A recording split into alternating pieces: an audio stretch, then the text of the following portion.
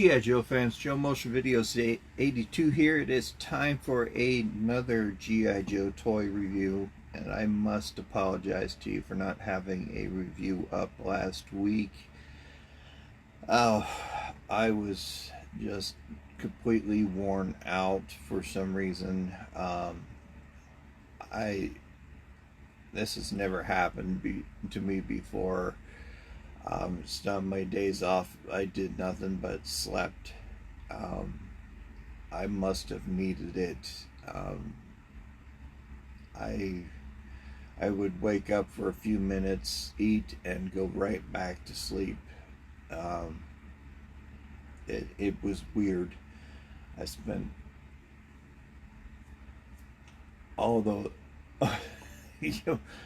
my entire few days off sleeping. Friday Night Frights fortunately was pre-recorded, so I was able to get that up and going, but I have to apologize for not having a review for you that was pre-recorded. That fault is completely on my shoulders, and you guys deserve better than that, so I am very sorry about that. But today we are going to be looking at the Televiper version 6, or the 2008 Flight Pod, and Televiper version 6. We'll be doing a side-by-side comparison with the 2000 or the 1985 Flight Pod to see what changes that they made, if any, to the design and size of the Flight Pod. This one, as I had aforementioned, was released in 2008. It came in a boxed set with breaker and the ram cycle. I'll pull up a picture of the box here in a second. The easy lost and broken pieces to the Flight Pod are the two cables that are attached to the back. The two missiles and the detachable engines are easily misplaced. There are no known versions of this to exist, and the original retail price for both of these vehicles and action figures was $14.99.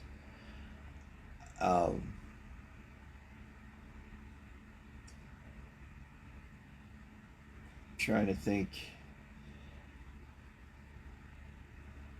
did I purchase these new, or did I get this one separately? I think I bought these new at one point. I cannot remember what I did with Breaker. He's probably tucked away in a storage bin somewhere to save space. But I had received the Flight Pod for Christmas in 1985. I had talked about this before, where it was my only vehicle at one point for a very long time, and I cherished it very, very much. Yeah, because in 1985, that year, money was pretty sparse in the family, so it was Christmas was kind of slim for us that year, so whatever we got, we really cherished it. And the Flight Pod was what I had received that year. And later that year, I had bought the very first G.I. Joe that I bought with my own money was Blowtorch. So I had blowtorch flying around in the flight pod. So I had a lot of fun with it.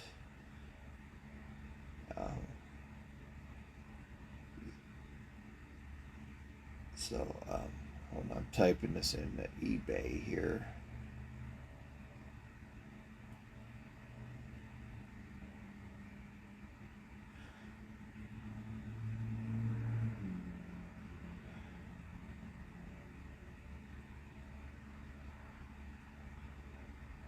But yeah, it was my first vehicle, and I absolutely loved it. And just over the years, it slowly fell apart. It frustrated me that the engines kept on falling off. I had no idea what the little bomb did. It would show it fly on the box, flying side by side with the flight pod. I didn't know that it would fit. I noticed that it would fit in the seat of the flight pod. I thought that was just for storage, but I didn't know you could fly it as a drone, as a flying bomb. I'm sure it mentioned that in the instructions, but I didn't read those. Oh, excuse me, I just woke up. It's 5 in the morning.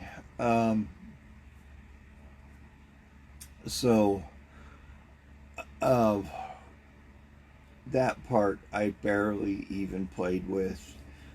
So over the years it slowly fell apart, and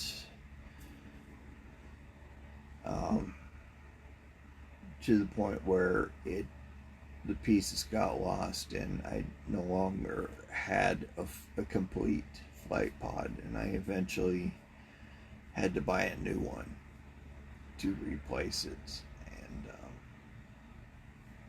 the one I have here is not the original one. I don't even have the original one to where I could have bought the pieces to restore it, which I wish I would have held on to it and restored it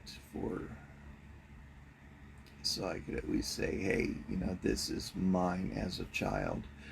But anyway, let's take a look at these bad boys and do a side-by-side comparison and see what we have. I've been looking forward to doing this one for a while. Just by looking at it, I could see a little height difference in them already. So let's flip the camera around and take a look at these guys. Here we go. All right, looking at them right now, the immediate difference you could see are the hoses. This is the 85, and you could see that this one needs to be cleaned up a little bit. There's goo around all the stickers. It's showing its age.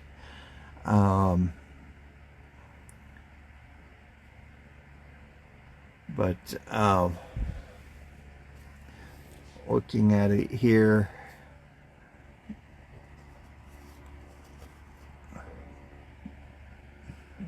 the guns obviously there's an upgrade on the guns. The engines look to be about the same. They're not interchangeable, because the engines here are on a peg. That is a big change, because those fit on much differently than the original engines that frictioned onto the original flight pod.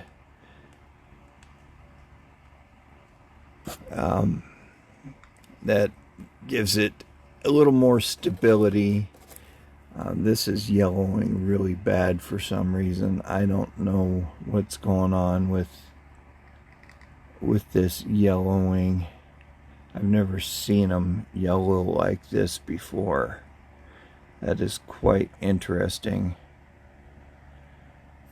It's yellowing where the missiles should be.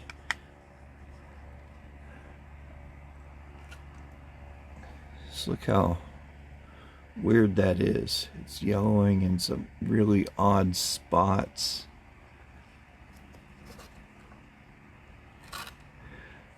Looking at it facing forward, there's not much difference from the design itself. This notch is missing from here. The hand grips are a little bit different. You could see, I'll pull this in a little bit closer. You can see that there are grooves on the hand grips.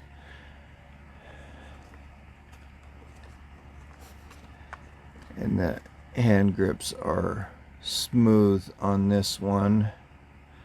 The missiles for this one are dark gray. And these are light gray. See if the sticker numbers are the same. Yeah. E3MQ. Yeah, they even got the same sticker numbers. The serial numbers correct. That's pretty cool. Glad to see that. The Cobra sigil is a little bit bigger. Okay. This one obviously didn't come with the flying bomb, but they had to give you a little more bang for your buck.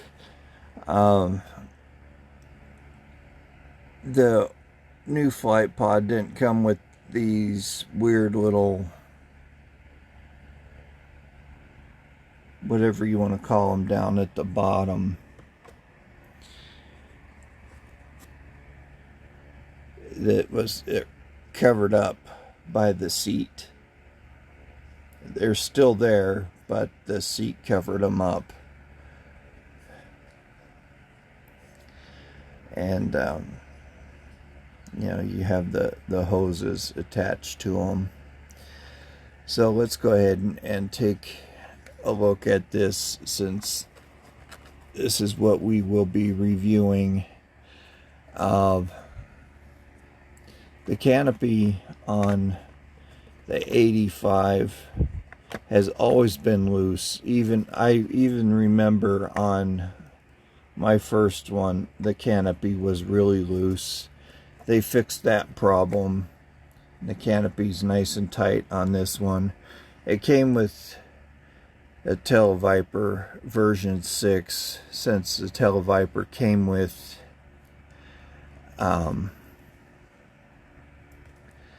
or was portrayed on the box, since he came out that year. Try to pull him out. The front does fold down for easy access to get the driver in and out of the vehicle. There is a clip in there instead of a back peg, and this folds right back up to allow for access to allow the driver to hold on to the hand grips. The missiles do detach. There is a right and left missile, according to, well, once you put the stickers on, because otherwise the sticker would be upside down. It says fuses right here. I don't know why there would be fuses attached to that. As the twin engines, with rudders on it to help pilot, to help it maneuver. Danger hot exhaust. And this one shot down 3 jets. And more stickers on it. This one, the stickers came applied. I didn't put any on it, which really stinks. It takes the fun out of the vehicle, out of opening up toys and putting them together. It's already assembled. All the stickers were on, so that just took all the fun out of the whole thing. So the gun does not rotate left and right. That, well, it does with some work. Not as easy as the first one. But these feel really flimsy, like they will break off at any moment. And you could see where there's a weak point on both sides.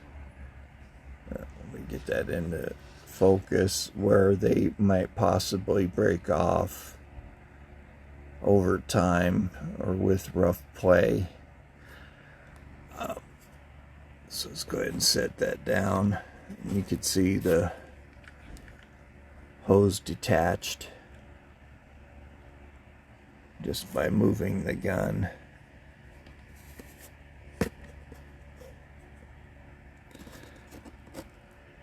The Televiper, been stuck in that position for all these years, nearly 20 years. Whoops. Pretty cool looking Televiper.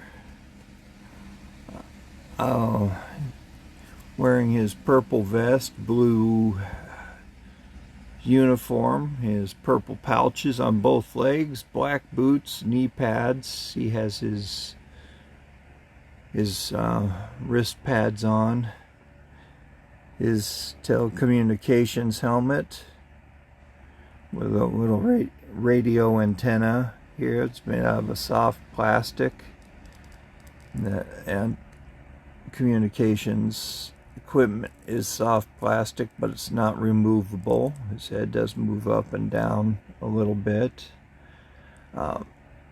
Silver goggles.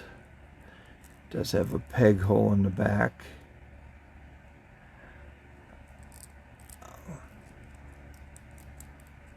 He has an ab crunch feature to him. I like the Televipers and Technovipers. Those guys are really cool. The Cobra support units, really cool figures. And this is supposed to be a Cobra emblem on his belt, but you could see that the belt, does it turn? Yes, it does. His belt does turn. I was going to say it's a little cockeyed, but the belt does turn. If you could get it to line up right. There we go. But yeah, you got the Televiper and his flight pod. Another thing I didn't point out that I just now noticed are the canopies. This is more of a smoky glass, and this is more clear. And the missiles on this one, on the 85, are a little bit thicker. Just knocking everything over today. Should have woke up a little bit more before I did this review. The missiles are just slightly thicker on the 85 than on the 2008, but otherwise these are pretty much the same. Let's see, will the Televiper fit?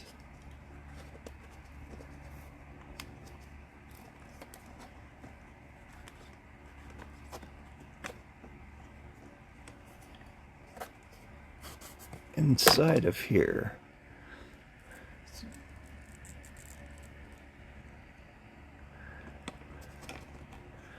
Yeah, no problem at all. No problem at all. Televiper fits in the vintage as well as the modern. It's just his backpack, the back peg won't work. You see the panel on this is yellowed pretty bad as well. Kind of breaks my heart that, you know, seeing how badly yellowed this thing is.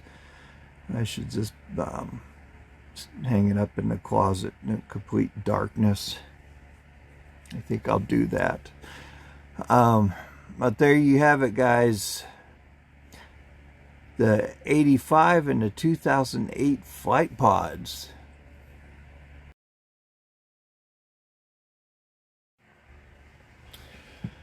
Part of the reason why I was so blasted tired last week, some of you have been following the channel.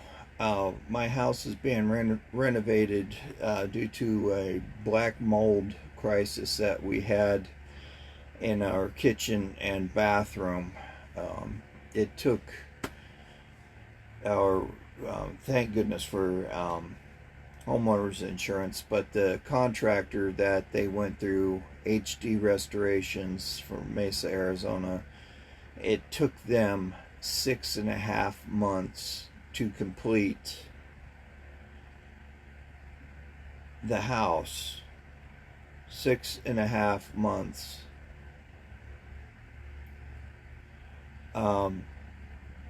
They had the walls and everything up, but it was, and we had to beg them to get the shower put in. We had to beg them to get the toilet put in. Otherwise, we were using a porta potty and we were using baby wipes to bathe in. So they put the shower in and they put the toilet in, but the rest of it, I don't know why they're dragging their feet about finishing the kitchen, about finishing the tile, because they replaced everything that was originally in the house. So now everything is done. But what kept me up last week was them cutting the tile for the bathroom, for the kitchen, and that would wake me up throughout the day. Because I work nights, so that's why I was so wiped out. It just wore me out, and that my CPAP machine wasn't working as well as it should have, so I had to have it serviced. So that had me very tired. But anyway, we're not here to talk about my sleep health. So, anyway, let me know what you guys think about these two vehicles. I'm pretty pleased with them.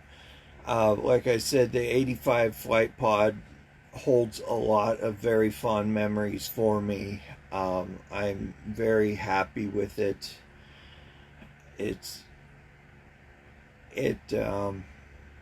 In the 2008, they're almost a mirror image. There were some very minor upgrades, which tells me that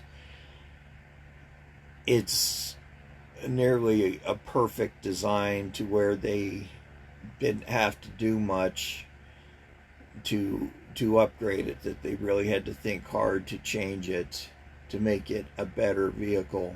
And the biggest change for me to improve upon it was making the rear engine with the pegs on it to make it more sturdy instead of it slotting on, which was a faulty design for its time, which that made it fall off a lot easier than the pegs. The pegs gave it more stability. That is definitely an upgrade, and a huge improvement on it, on the 2008. So kudos to Hasbro for thinking that up. So let's go ahead and get into my favorite segment of Byron's Gripes. So thank you very much to all of those who are just joining me. I do Byron's Gripes as a means of entertainment. I use eBay just for an example. I don't do it to pick on eBay or the sellers. It is strictly entertainment. I don't want to be a bully. If you want to find somebody who will bully another person, go to a different channel. I just won't do it. I do pick on the outlandish prices that these people are asking for. That is, they're just asking some people are asking way too much than what these toys are worth. So I do make fun of those prices. There are so many other very good sites out there that sell toys. But I do strongly encourage that you check out your local vintage toy stores and comic book shops for any toys that you're helping a neighborhood business. You're helping a friend out, and those tax dollars stay in your state.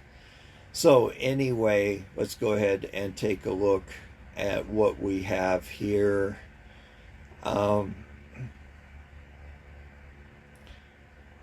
Let's see. There were 2 flight pods that were released that year. One that came by itself, it was blue. This one that we reviewed came in the 2-pack, as I had aforementioned.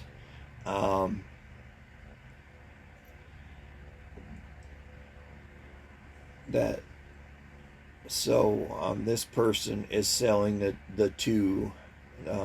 They're selling the one that came in the 2-pack and the blue flight pod for $89.99.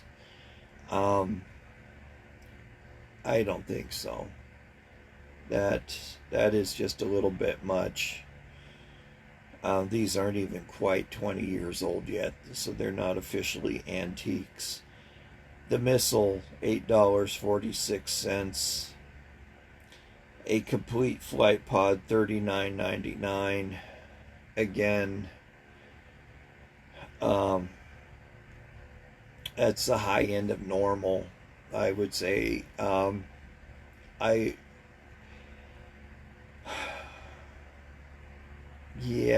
I would pay that, but I'd be very hesitant. I would look for a better deal before hopping on it. Like an example here, here's one that's boxed, $72. So you're getting both vehicles plus both action figures and the box for $72. Heck yeah. So I would rather pay an extra $30 and get another vehicle and action figure, even if I had the RAM and breaker. I don't care. I'm getting it boxed and I'm saving some money. So, well, not necessarily saving, but I'm getting some extras with it. I just turn that around and make some money. So here's a loose flight pod and breaker and a RAM. Well, let's just say both vehicles and both drivers for $70. I'll put that up with deal of the day. Here's the Televiper for $35. I think not. No, thank you. The instructions $2.99. Okay, deal of the day. Missiles, $9.30. Not really. Flight pod, which I think is cool. That they started putting out file cards for the vehicles too. So this one comes with the driver and the 2 file cards for $62 or better offer. Now that's still pretty high. Here's the blue flight pod for $49.99. Okay, I'll put that up with deal of the day, but we're not talking about the blue flight pod.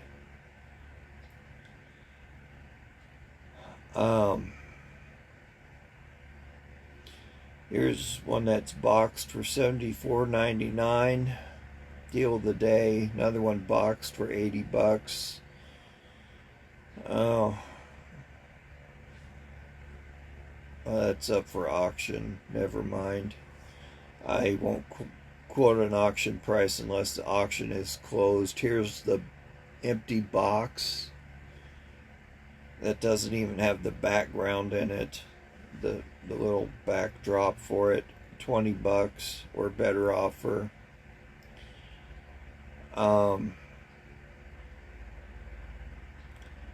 They're selling the canopies already. $5.99 and $7.95. Here's a box with the backdrop in it, $9.74. Here's the flight pod file card, $1.